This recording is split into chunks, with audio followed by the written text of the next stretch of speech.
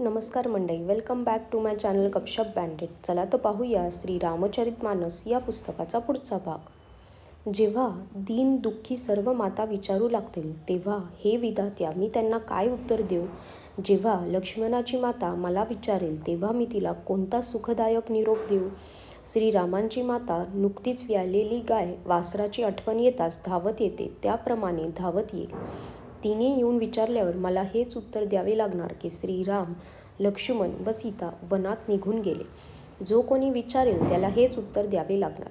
अरे रे रे, अयोध्येस गेल्यावर आता हेच सुख मिळण्याचे माझे नशिबी आहे. ज्यांचे जीवन श्री रघुनाथांच्या दर्शनावर अवलंबून आहे ते दुःखामुळे दीन झालेले महाराज मला विचारतील तेव्हा कोणत्या तोंडाने मी त्यांना उत्तर देऊ की मी राजकुमारांना सुखरूप पोचवून आलो?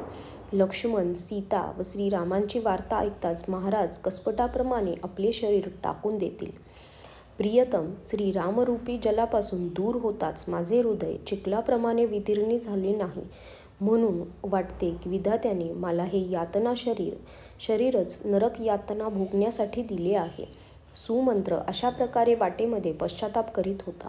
इतक्यात रथ तमसा नदीच्या तीरावर येऊन पोचला. मंत्र्याने विनंती करून सोबत आलेल्या 4 निषादांना परत पाठविले. तेही दुःखाने व्याकुळ होत सुमंत्राच्या पाया पडले.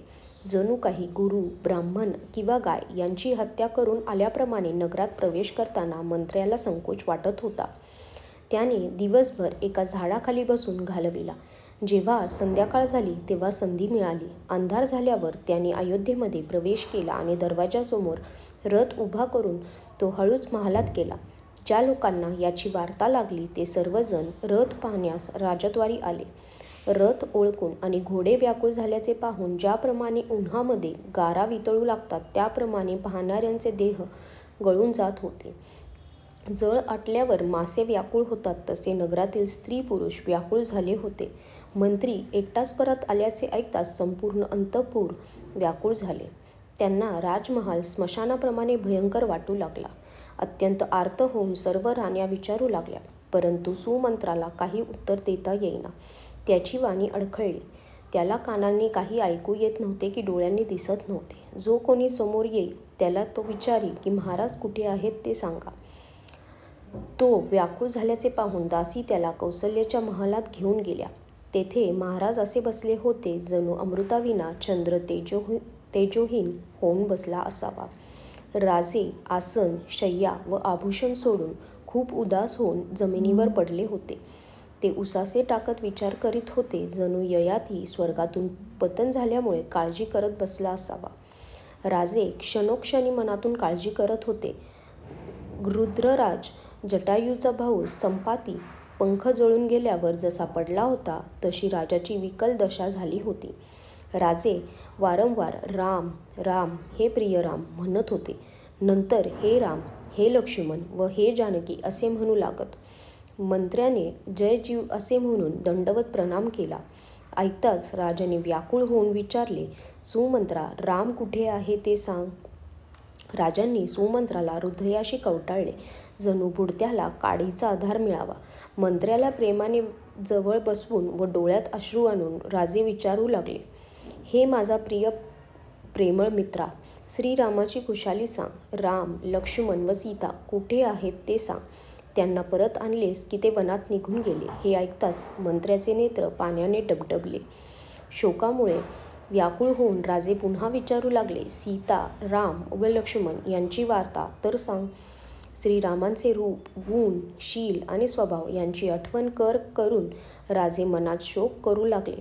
ते म्हणाले, मी श्रीरामाला राजा करण्याचे सांगून वनवास दिला. ते ऐकून रामाच्या मनात हर्ष वा विषाद आला नाही. असा पुत्र सोडून गेल्यावरही माझे प्राण गेले नाहीत, मग माझ्यासारखा मोठा पापी कोण असेल? हे सख्या, श्रीराम, जानकी आणि लक्ष्मण जेथे आहेत तेथे मलाही घेऊन चल, नाहीतर मी खरे सांगतो की माझे प्राण आता जाऊ इच्छितात. राजे वारंवार मंत्र्याला विचारत होते, मला प्रियतम पुत्रांची वार्ता सांग. हे मित्रा, श्रीराम, लक्ष्मण आणि सीता हे मला माझ्या डोळ्यांनी पाहता येतील असा उपाय ताबडतोब कर. मन घट्ट करून मंत्री कोमल वाणीने म्हणाला, महाराज, तुम्ही पंडित व ज्ञानी आहात. हे देवा, तुम्ही शूरवीर व उत्तम धैर्यवान पुरुषांमध्ये श्रेष्ठ आहात. तुम्ही नेहमी सत्संगाचा लाभ घेतला आहे. जन्म, मरण, दुःख, सुख, हानी, लाभ, प्रियजनांचा संयोग, वियोग हे सर्व काही, हे स्वामी, काल व कर्म यांच्या अधीन असल्यामुळे रात्र व दिवस यांच्याप्रमाणे अनिवार्यपणे येत असते. मूर्ख लोक सुखात हर्षित होतात व दुःखात रडतात, परंतु धीर पुरुष आपल्या मनामध्ये दोन्ही गोष्टी समान असल्याचे मानतात. हे सर्वांचे रक्षक असलेले महाराज, तुम्ही विवेकपूर्ण विचार करून धैर्य धरा आणि शोक सोडून द्या. श्रीरामांचा पहिला मुक्काम तमसा नदीच्या तटावर झाला, दुसरा गंगा तटावर. सीतेसह दोन्ही बंधू त्या दिवशी स्नान करून फक्त पाणी पिऊन राहिले. आजच्यासाठी धन्यवाद.